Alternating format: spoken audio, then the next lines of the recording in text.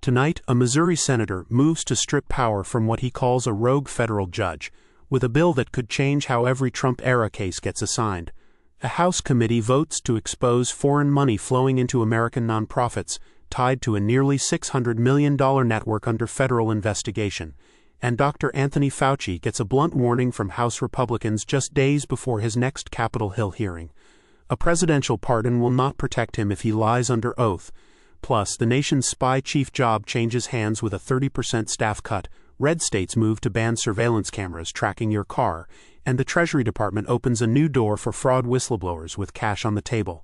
6 stories, real numbers, no spin. Stay with us to the end. The Missouri Republican is drawing a straight line from a single federal judge to a rewrite of how every Trump-related case gets assigned.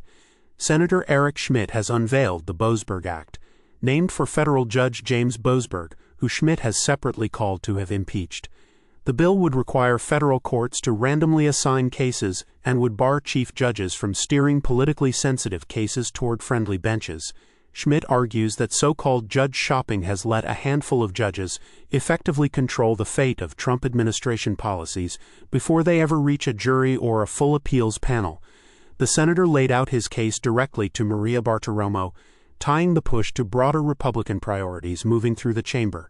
Democrats are expected to fight the bill, arguing that case assignment rules are the court's own business, not Congress's, and that singling out one judge by name sets a dangerous precedent for political pressure on the bench. For anyone with a case, a business dispute, or a stake in federal policy, this fight is really about whether the judge you draw is luck of the draw or something closer to a stacked deck. Watch for hearings as Schmitt pushes colleagues to sign on. Reported by Fox News. The House committee just voted to drag foreign money in American nonprofits into the light.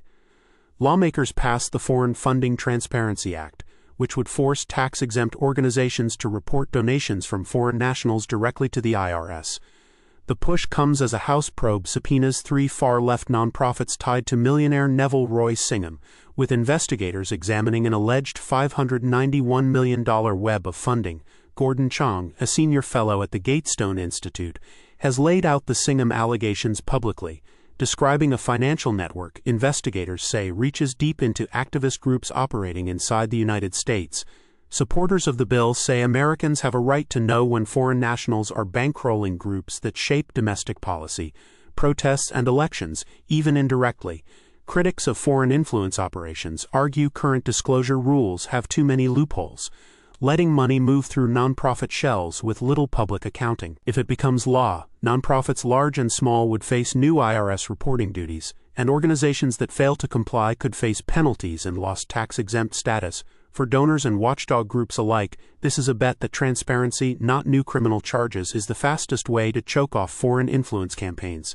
The bill now heads toward a full House vote, reported by Fox News. The nation's top intelligence job is about to change hands, and the outgoing team wants credit for shrinking itself on the way out.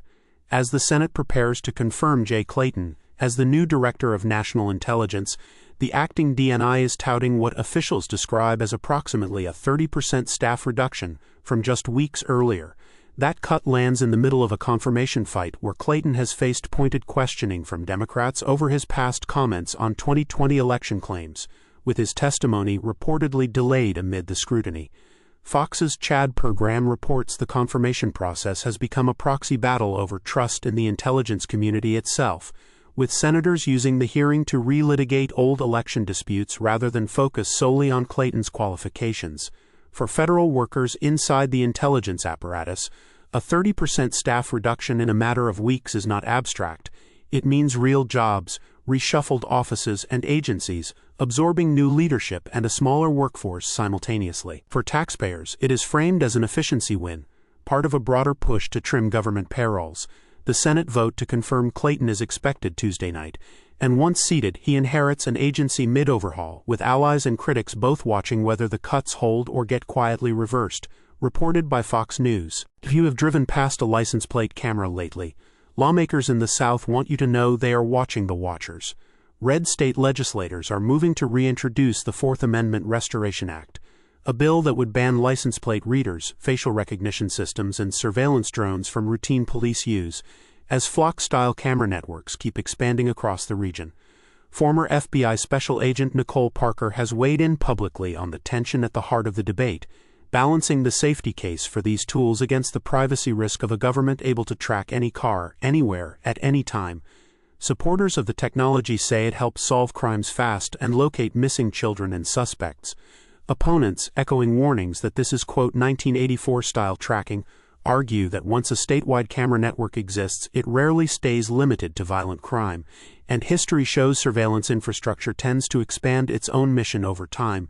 For ordinary drivers, this fight decides whether every trip to work, church, or a doctor's appointment becomes a permanent, searchable record somewhere in a police database. The bill's reintroduction sets up fights in multiple state legislatures this year, with red state Republicans notably leading the push to roll the technology back rather than expand it. Reported by Fox News. The Treasury Department just opened a new front door for anyone who wants to turn in a fraudster, and it comes with a financial incentive attached. Secretary Scott Bessent announced a new website consolidating the government's reporting tools for financial crimes, sanctions violations, and taxpayer abuse into a single portal. Part of what officials are calling an expanding war on fraud, the site is designed to make it simpler for whistleblowers to flag wrongdoing and, in some cases, collect incentive payments for tips that lead to recoveries. Pennsylvania Congressman Dan Muser says the scale of the problem justifies the effort, describing financial fraud and scams hitting Americans as, in his words, beyond pervasive. The timing matters.